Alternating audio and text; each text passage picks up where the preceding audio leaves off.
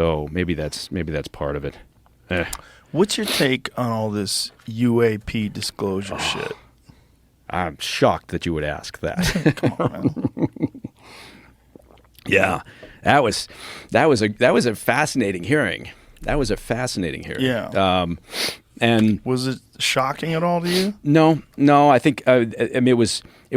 I loved listening but I can't say that anything came out of it, even with Dave Grush's testimony. I mean, he kind of come out there before, but I think a couple of things. I think it's excellent that we're actually having these hearings and that there's a subcommittee and that they're actually looking at this issue, because I think the more transparency, the problem the government's had in the past is not being transparent enough. And so I think that was great. I think David Fravor, I've had a chance to sit with him in the past. And what was your impression? I think he's very credible.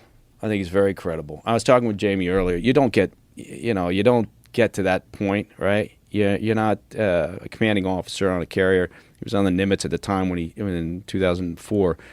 You don't get to that point by being irrational or hallucinating up in the air or, just being whimsical. And the same with the other fellow, Ryan Graves, the other pilot. He was flying Hornets out of Virginia Beach about 10 years later when he reported on some of these incidents. So that, to me, is very credible. And I have not seen anything from the Pentagon or from the government that, as an example, explains Fravor's encounter. And also, I mean, look, he had a wingman. Her name was Alex Dietrich. She was a lieutenant commander at the time. She observed the same thing. And they have radar lock, right, down on the carrier.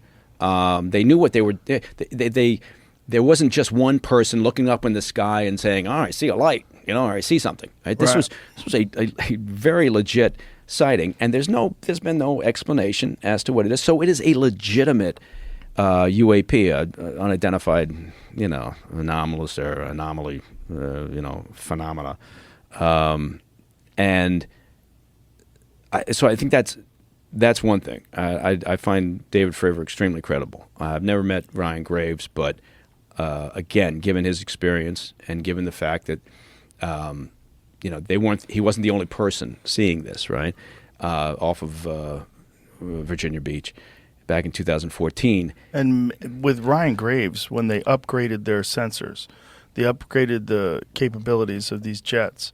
That's when they started seeing all these things. And he said it was shocking that they were encountering them all the time.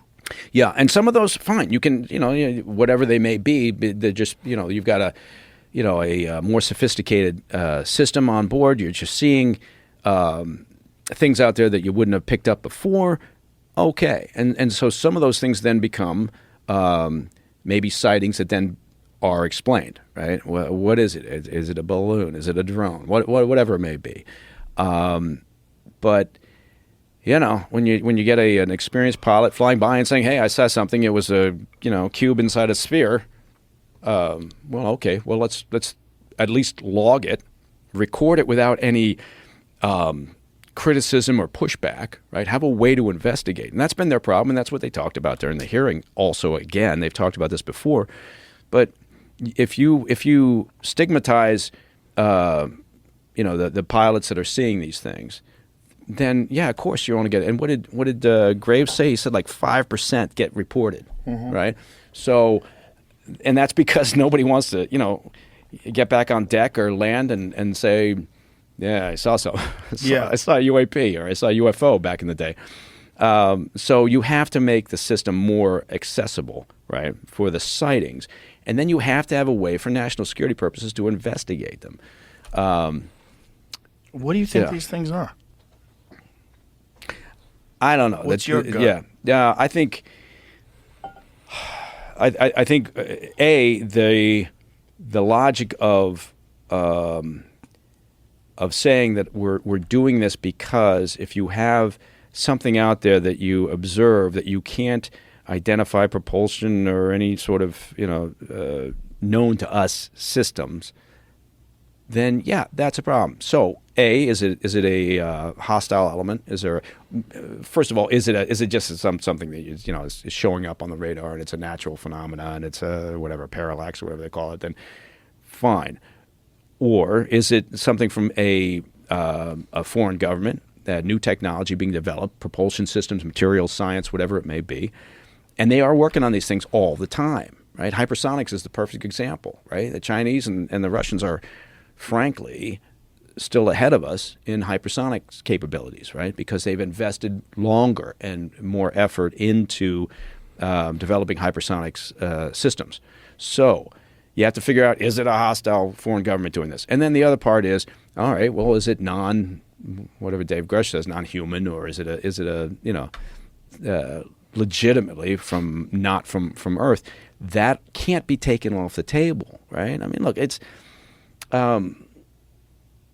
we've said this before. I'm not smart enough to know what I don't know, right? I mean, well, maybe I am, but we've explored such a tiny part of space, right, that it would be ridiculous for us to think that we don't, that we can write it off, right? That it's not there. Right? I have no idea, right? But I do know that you can't discount anything because, again, going back to the reason why you do it, it's in our national security interest to figure out what the hell it might be.